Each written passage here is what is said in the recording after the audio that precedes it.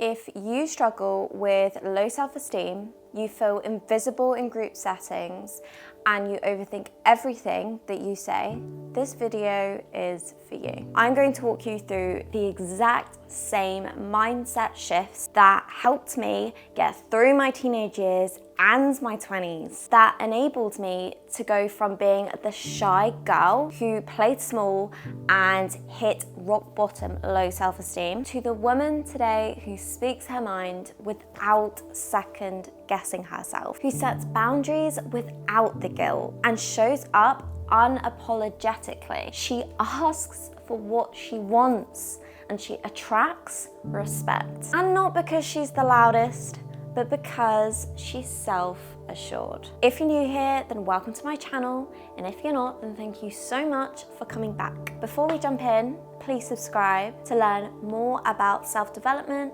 mindset, and self-love. On my channel, I talk all about how to become the best version of yourself and how to grow into the most confident version of yourself. Now let's hop straight in. So I'm gonna start with talking a little bit about my story and what I've been through. For so long, I stayed quiet because I didn't feel worthy. When I was a teenager, I was incredibly shy. If you put who I was back then next to the person that I am now, you wouldn't think they were the same people. At school, I wouldn't speak up in class or engage in group conversations. I tried to play small because then I wasn't saying the wrong thing. Sometimes I would actually build up the courage to say something and I would be pushed back and knocked down. Sometimes I spoke up and I actually got told that I was weird and that what I was talking about made no sense, wasn't funny, wasn't right, wasn't smart. That just reinforced my belief was true, that I didn't deserve to speak up because I had nothing good enough to say. I would overthink what I was gonna say in my head every single time. I'd rehearse it, and then guess what? I would never even end up saying it. I love dancing and singing, but I never had the courage to really pursue it. It's so funny because in class, I was so shy, and you would think that I hated dance and that I hated acting, right?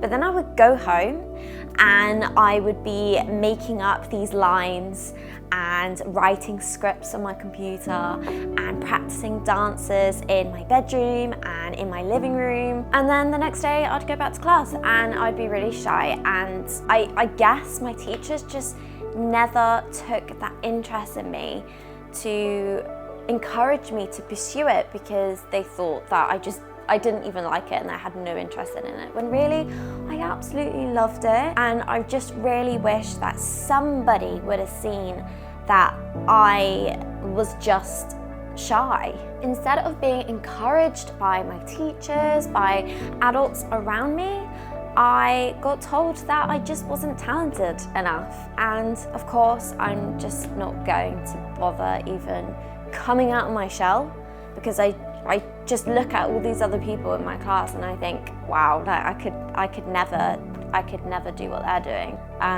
When really, like, who knows? I could have been a professional dancer, but I will never know because I just didn't take those chances. Sports, I was not good at sports. Probably because I often got made fun of because of the way that I would run, the way that I would throw javelin or play netball. It's so funny because there's been so many times where as a child I wanted to take part in something, whether it was sport or it was a show at school, and I always got put down and I never got given the part. I wanted to join my netball team at primary school, but I just got sat on the bench the whole time as a substitute, so I actually never even got the chance to play a game, and I kept going to them and I never got a chance, so I just stopped going. So you know what, I give myself credit for,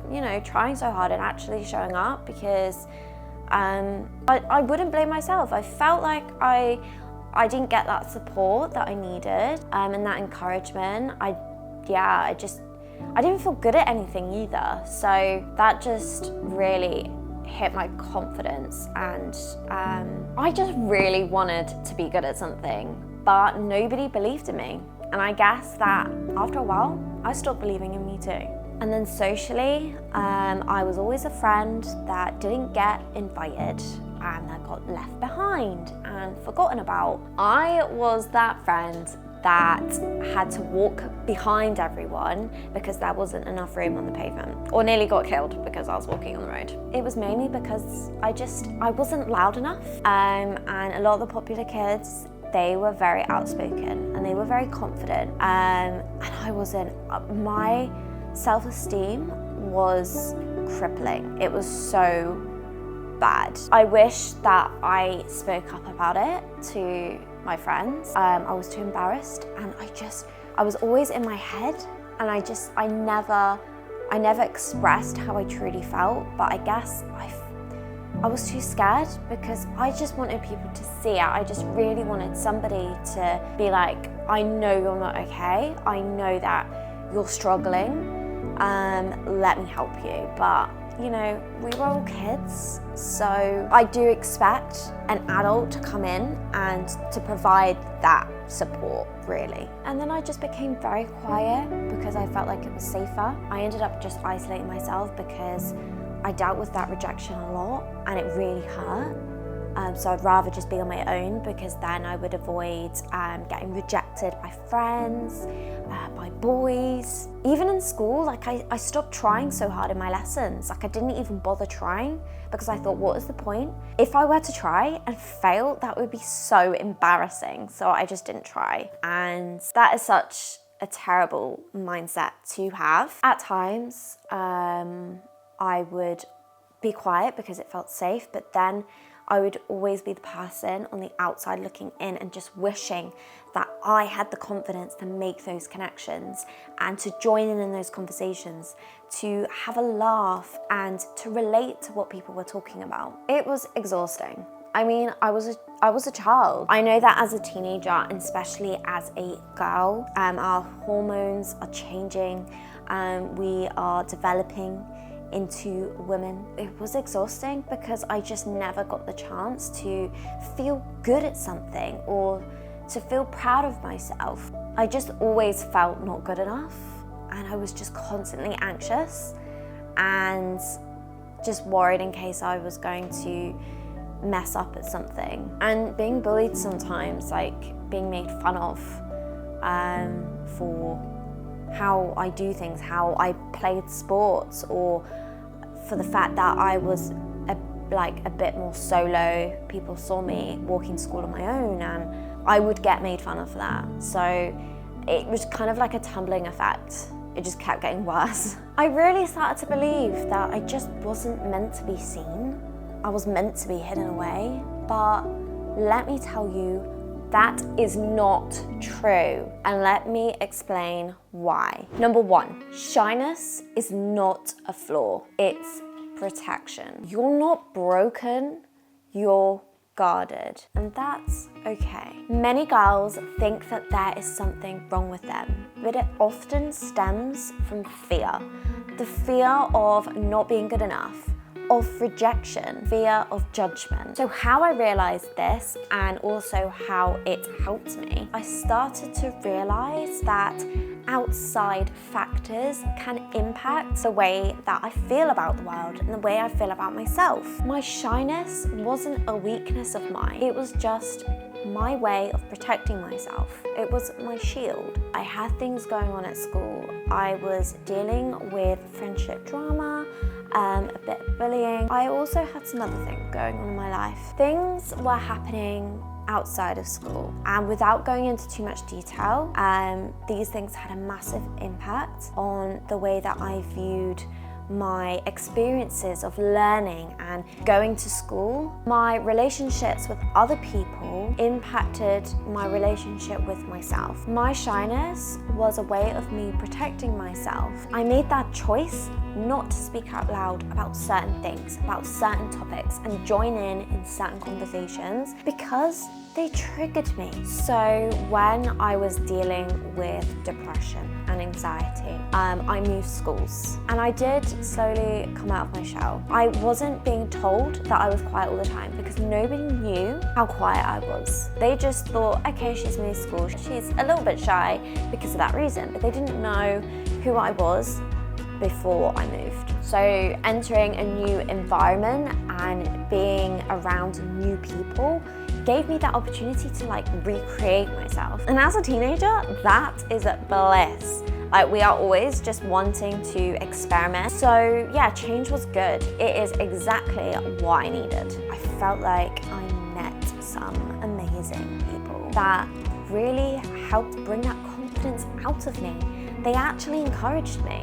And if I was seeming a little bit shy or a little bit low one day, I would get asked, are you okay? And that had a massive impact on me. I was around people who took interest in how I was and how I was doing. And I honestly, the best thing that I probably have ever done is move schools. Although this had a really positive impact on me, I will say that you get to decide when to take that shield off and when you let the real you be seen. Ask yourself this: what is my shyness trying to protect me from?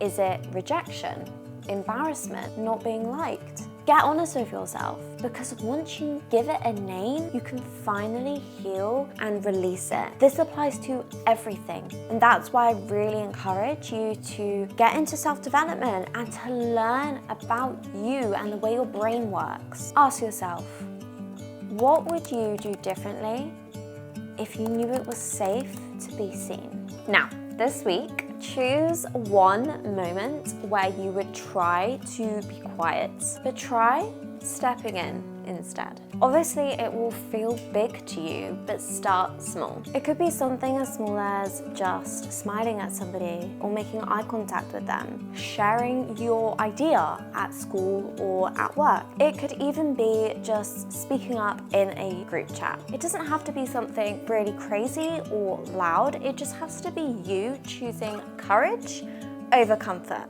Now, the second thing that helped me was learning that my thoughts are not facts. Just because you think that you're not good enough doesn't mean it's true. Shy girls often live in their heads thinking that they're weird or annoying. The mindset shift for me was realizing that these thoughts were not truth. They were just bad habits. And we can change habits. Sometimes I made these things up, right, in my head, but often things actually stem from what I was hearing people say to me. And to always get told that I'm just overthinking is really annoying, because when you're hearing these things being said to you, sometimes on a daily basis, how else are you meant to think? And how else are you meant to look at yourself? When you're constantly being told these things by other people, you start to believe that it's really true. When you get told that you're shy, you're going to start believing that you're shy because you've now identified yourself as a shy girl. Or if you get told that you're annoying or weird or not funny or just a mean person or a rude person, you're going to start identifying yourself as these things because you're believing what everybody else is saying. And as a child, we haven't learned these things yet. When people are speaking badly to you, it can stem from their own insecurities and how they actually feel about themselves. How they would speak to me was often just a mirror of how they would speak to themselves. Also, I always thought of it as a bad thing because the way that people would say it to me was often to upset me. Like, it was purposely being said to upset me. So now I associated being shy and quiet as a bad thing. And let me tell you that being quiet is not a bad thing at all. I actually think it's a good thing. But each to their own. Kind of just have to accept that some people just love to put you down and they want to point out the negative things in everything, not just you. And again, these things are not even true. A lot of the time, honestly, it's just people love to pick on others when they feel bad about themselves. So my thoughts are not facts, and neither is other people's opinions. I realized this eventually when I started to be kinder to myself. People who barely knew me had so much to say, and that just made me believe myself harder. Learning to actually question those thoughts that you're having is the first step to confidence. Now, ask yourself, what is one belief that I keep repeating to myself, even though I know deep down it's not true? For example, I'm not interesting, or nobody's listening to me, nobody notices me, or I always mess up. And then take that belief and ask yourself, where did I learn it from? And then we find a more powerful truth to replace it with. Even though sometimes I think I'm awkward, I'm learning to believe that I'm just thoughtful, and that's a strength. Your brain is just used to running old scripts, going over the same things that you've been telling yourself for a while. But it's about time we rewire our brain and rewrite the script. Another big mindset shift, realizing that my voice matters and that I deserve to take up space. I deserve to have a seat at the table like everybody else. People don't always have to have an upper hand on you. Everybody is equal to each other. We all deserve to feel confident. That person in your class might seem like they are more deserving of a reward or to get better grades than you, but really, you're in the same place.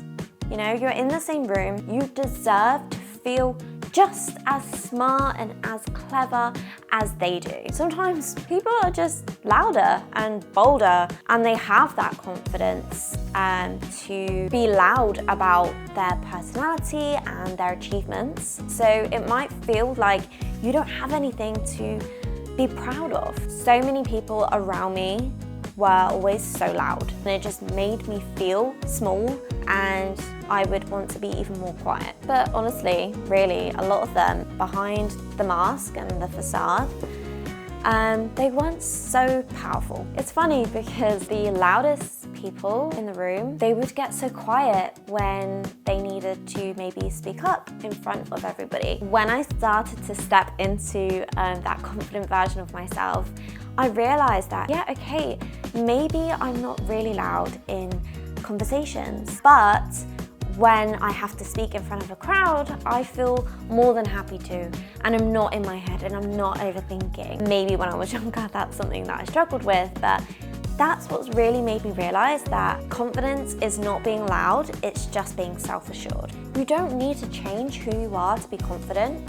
You just need to show up as yourself, one small step at a time, because who you are is enough. You don't need to be somebody else to be confident. I used to believe that I wasn't good enough the way I was, and I constantly tried to find change in everything about me. I pretended to be somebody I wasn't, or at least tried to, and failed. And then I would get so down because I just felt like I wasn't living up to this character that I built up in my head of the perfect person and who everybody would like. I just constantly chased this external validation and tried to become this ideal perfect person in my mind, but that person doesn't exist. The person who you are right now exists.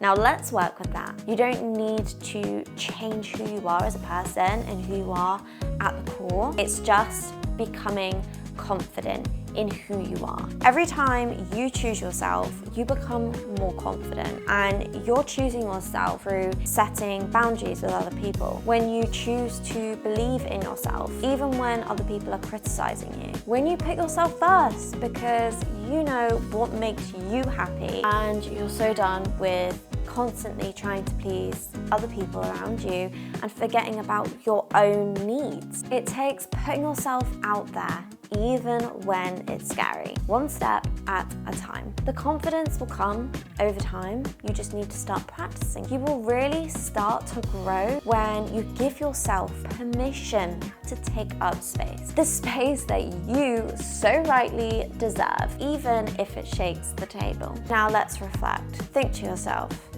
where am I shrinking myself in my life right now? Think confidence conversations, relationships, social media, opportunities. Now choose one space where you will show up 5% more. You could say your opinion in a conversation. You could post something online that reflects the real you. You could ask someone for something that you need. You could wear something bold that makes you feel good. You could take up physical space. Sit up and walk in a room with intention. Taking up space doesn't have to be loud. It's about deciding that you belong in the room just as you are. And just because you feel this way now, it doesn't mean you always will. As I said at the beginning, if you placed who I was back then to who I am now, you would not believe that they are the same person at all. Every day is a new opportunity to grow and to develop yourself. Who I was yesterday could be completely different to who I am today. Confidence can be built. I truly 100% believe that, and you're taking the first step by watching this video. I used to be a shy girl, but now I'm thinking and saying and doing all the things that a shy girl just wouldn't think, say, or do. I'm definitely doing things today that I wouldn't have had the courage to do when I was younger. And it's never too late to build that courage and to work on that. And it's never too late to become that girl.